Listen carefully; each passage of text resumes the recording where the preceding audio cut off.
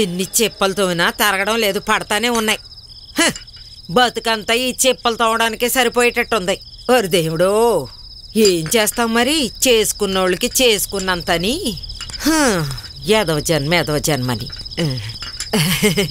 ఎన్ని రోజులు తపస్సు చేసానో తెలుసా ఇలాంటి ఇంట్లో పని చేయాలని.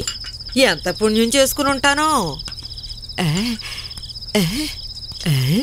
మాడు ముఖం వేసుకుని మాట్లాడదేంటి?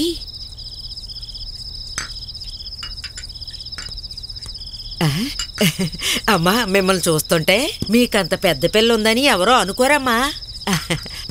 అంతేకాదు, పెళ్లి కన్నట్టు ఇంకా చిన్నపిల్లలాగే ఉన్నారు. ఒక బిడ్డను కన్నారంటే ఎవరు నమ్మరు.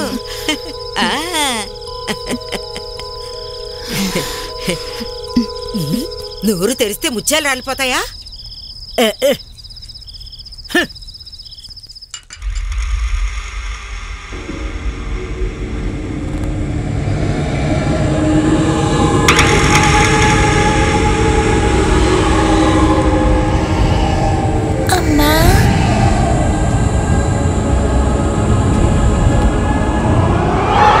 మాధవ్ వెయిట్ చేస్తున్నానని ఫోన్ చేశాడు. ఏదో డిప్రెషన్ లో ఉన్నట్టున్నాడు. త్వరగా వెళ్ళి తీసుకురండి. అది వయసులో ఉన్నాడు కదా, అలాగే ఉంటుందిలే.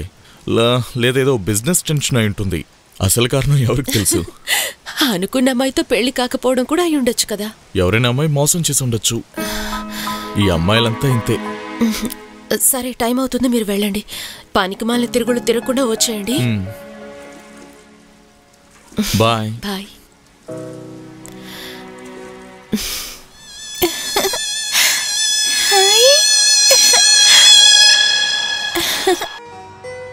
देखी नहीं कही मैंने